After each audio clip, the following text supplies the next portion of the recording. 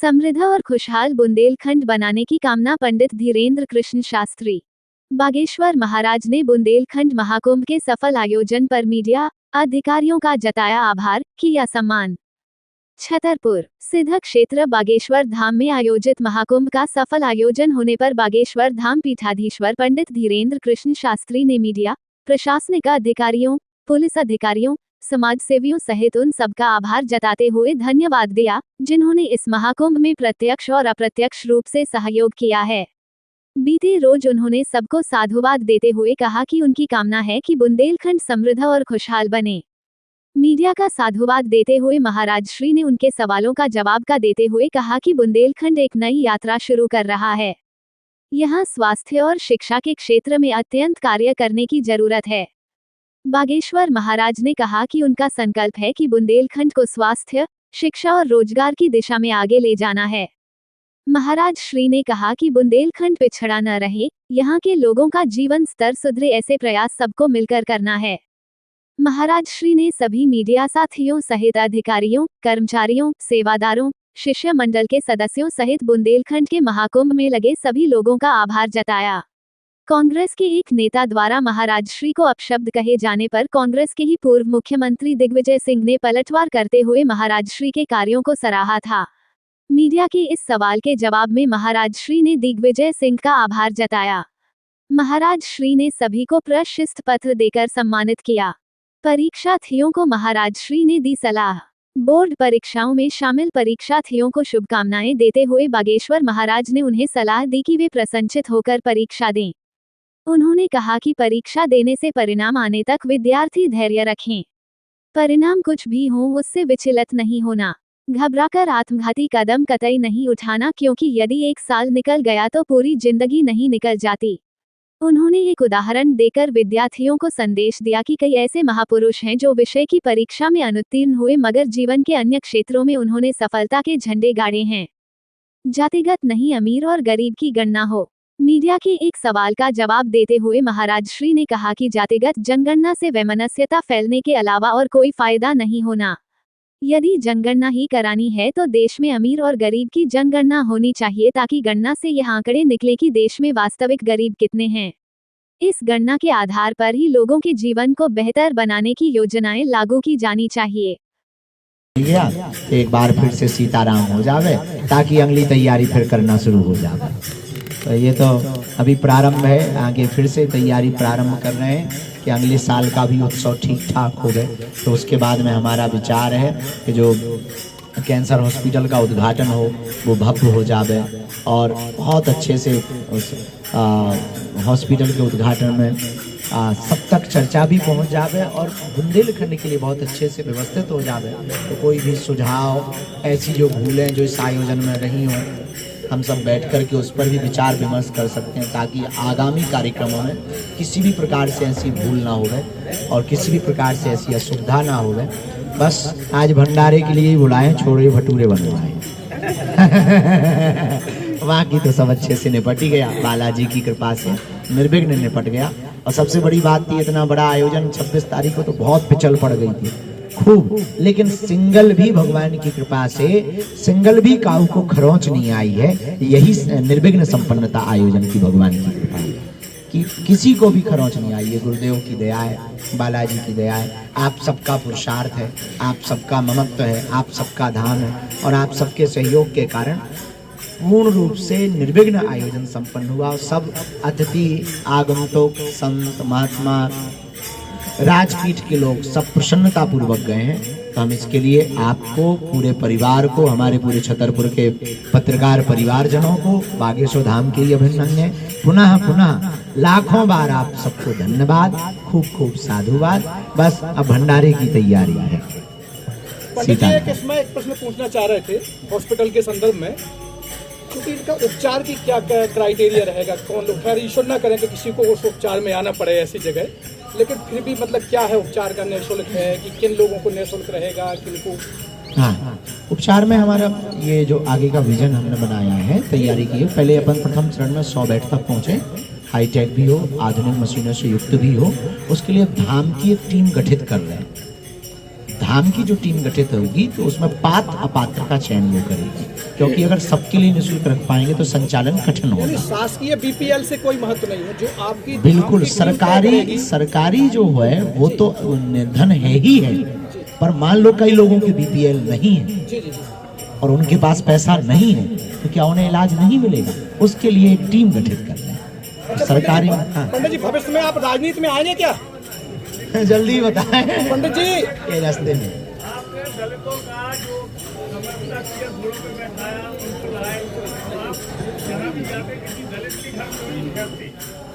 हाँ, हमको तो कोई ठहरवा रहे, हम तो ठहर सकते हैं। वैसे अभी तक पिछली जितनी भी कथाएं थी उनमें हमने कभी ये देखा नहीं कि ये दलित हैं, पिछड़े हैं या अंगड़े हैं।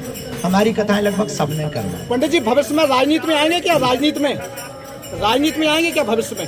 अब अबे तो ऐसा कोई विचार नहीं नहीं है। मतलब फिर भी मैंने भविष्य पूछा, भविष्य में, क्योंकि उमा जी अपन भी आई थी राजनीति में। अपन जो कर रहे हैं यही बहुत अच्छा कर रहे हैं। हमें लगता है इससे हम ज्यादा देश की सेवा कर पाएंगे और इससे हम ज्यादा बुंदेलखंड के लिए कर पाएंगे। बाकी तो सब चलता रहेगा। जबलपुर में एक पटेल लड़की ने कथा वाचन बिजावरी किया। गए थे और अभी वहाँ हम तो वहाँ बिजार में तो भोजन ही पाने गए थे गुरुजी, और ठहरे भी थे। आदिवासी समाज में भी गए थे, आदिवासियों के लिए कथा भी हमने की। और अभी जो कथा हुई करेरा में, वहाँ करेरा में हम एक साधारण परिवार, अब आप लोग उसको दलित कहते हैं, हमारी नज़र में हिंदू, हमारी नज़र में हिंदू है, हमारी नज़र में दलित है ही नहीं है कोई। हाँ, तो हम उस हिंदू परिवार के, चूंकि लोग उन्हें बहुत निम्न मानते थे तो वो रास्ते में रोज फूल लेके खड़े हो जाते थे करेरा में। तो हम उनके यहाँ जाकर के हमने भोजन पाया, सागर की कथा की तो उनके यहाँ भी हमने जो चाय पी उनके यहाँ जाकर के, और सागर में भी, जलगांव महाराष्ट्र में भी, लगातार जहाँ जहाँ भी हमारी कोशिश हो। अभी पदयात्रा के बीच में अनमोल अहिरवार नाम का एक बालक आया था, उसने साथ में बैठ के भोजन पाया। तो हमारी नज़र में कोई दलित है नहीं है। अब लोग अपने आप में कुछ भी कह सकते हैं, तो हमारी नज़र में अब रही बात रुकने रुकाने की, चलो कहूँ व्यवस्था करो, हम आते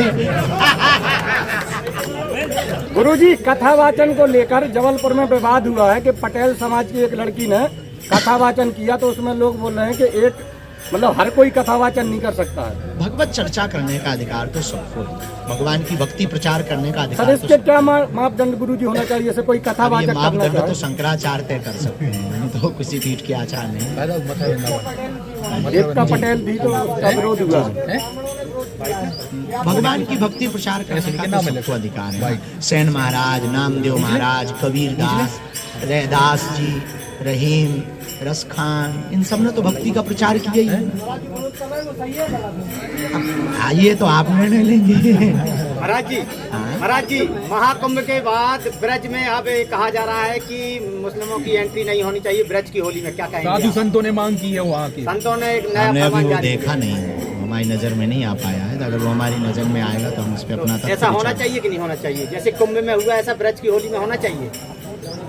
कुंभ में उतना तो नहीं हो पाया जितना होना चाहिए था, पर ब्रज की होली पे हमारा ऐसा अभी संतों से हमारी बात नहीं हो पाई है, तो उस तरफ अगर हमारा जाना होगा या वहाँ के संत समाज का कोई निर्देश होगा। महाराज जी, आपके कैंसर हॉस्पिटल में क्या एक्सीडेंटल को इलाज मिल सकता है क्या, जो एक्सीडेंटल आते हैं? अरे महाराज मोरे, कैंसर एक अलग विषय है, एक अलग विषय है। लेकिन जब वो मल्टी स्पेशलिटी बनेगा, जब वो मेडिकल कॉलेज बनेगा तो हर चीज का इलाज मिलेगा।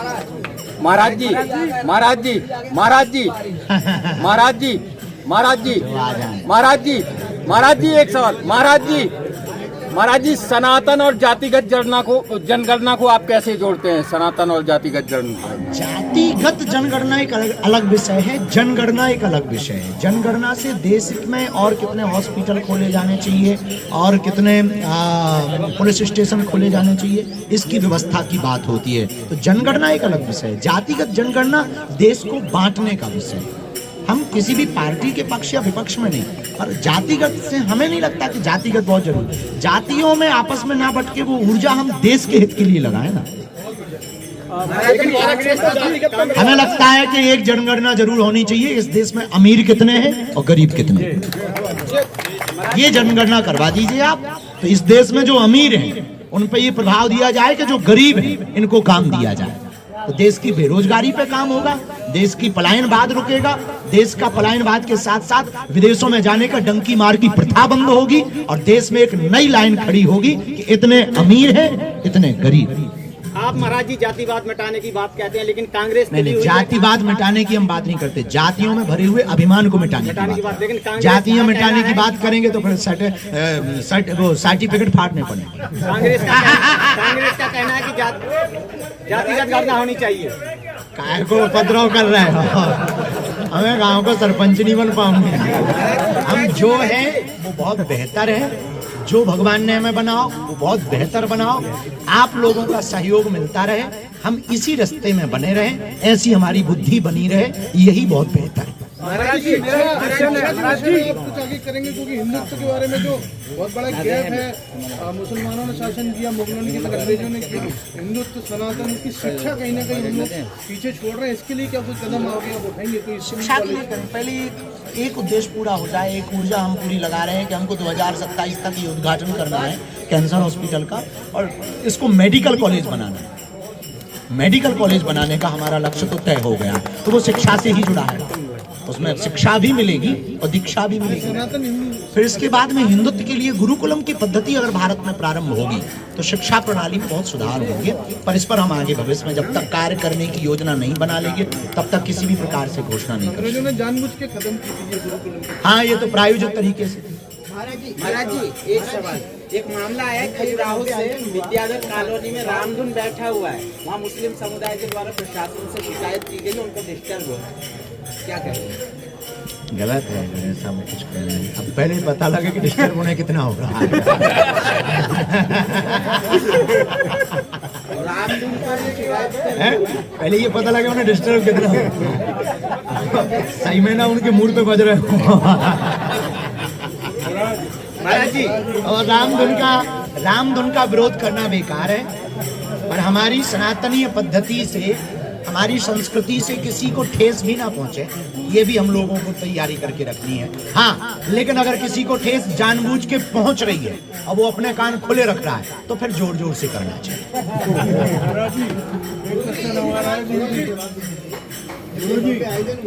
जी जी,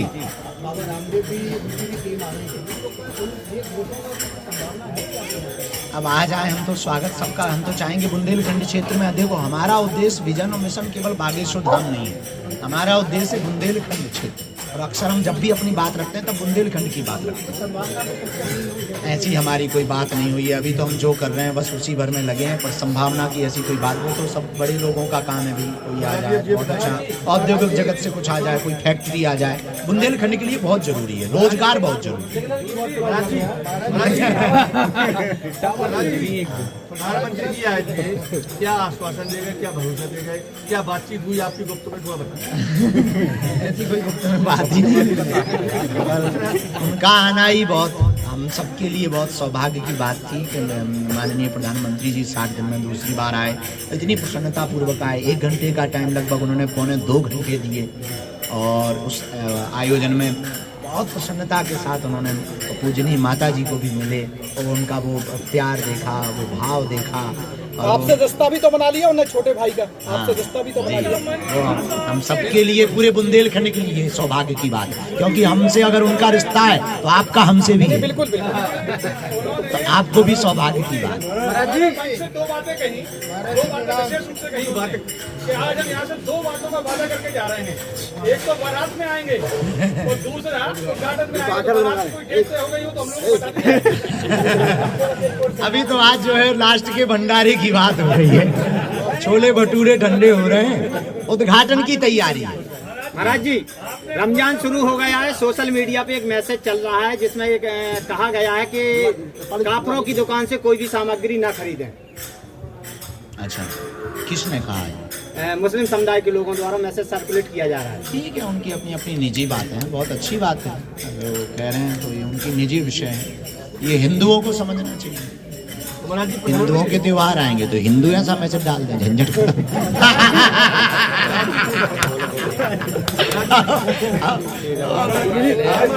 लेकिन इससे देश कंगाल हो जाएगा। ये बना जैसे प्रधानमंत्री जी कहते रहो क्या भविष्य के लिए आगे बढ़ाने के लिए चूंकि ये पूरा हॉस्पिटल बागेश्वर धाम जनसेवा समिति और बुंदेलखंड के आप सब लोगों के सहयोग से होना है, तो सरकार की तो जो निजी भूमिका है वो तो अपनी भूमिका निभाएंगे ही। उनकी भूमिका आयुष्मान कार्ड है, ये सब है, तो वो तो अपनी भूमिका निभाएंगे ही। बाकी ऐसी कोई भूमिका पे अभी हमारी बात है। पंडित जी कुंभ के संबंध में पंडित जी कुंभ के संबंध में आपका बयान आया था कि जो वहाँ मरे हैं उनको मोक्ष मिला है। पंडित जी इस बयान के संदर्भ में थोड़ा स्पष्ट करें कि लोगों में भ्रांतियां जा रही हैं कि मतलब वो जो बयान था उसके लिए हम पूर्ववत कोई भी सफाई देने के लिए हम पहले तो हम बहुत आपको कह दें कि कुछ भी हो हम बोलेंगे तो नहीं। हमारी इच्छा है हम पर्ची निकाली जाए और सब लोगों की इच्छा हो तो सबकी एक एक पर्ची निकाल दी जाए, एक दो लोगों को बना के पर्ची निकलवा दो। अब जो हो रहा है वो बुंदेलखंड के लाने इतना बड़ो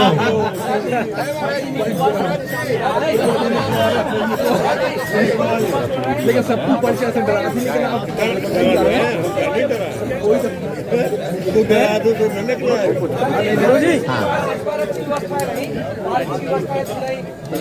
आज बहुत शानदार झंडा गाड़ रहे हैं व्यवस्थित रहो बिल्कुल। आप सबका पुरुषार्थ है, ये आप सबकी मदद है, आप सबका पुरुषार्थ।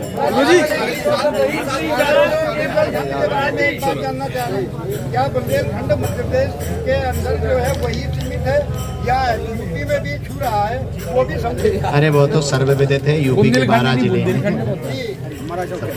यूपी और एमपी के दोनों में ही जिले। महाराज जी अंतिम सवाल महाराज जी अंतिम सवाल जो है तो निवेदन कि सभा प्रमाण पत्र बांटे जाए, जाए के लाने सब जने आए हैं और जाए सब जने हो रही छोले भटूरे पे बात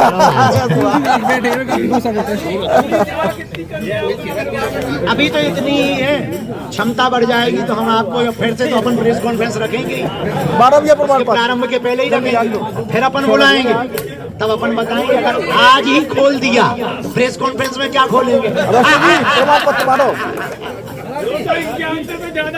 तो ये बताएंगे जब प्रेस कॉन्फ्रेंस कई सवाल रिपीट हो। आप गलत कही भैया। अवस्थी जी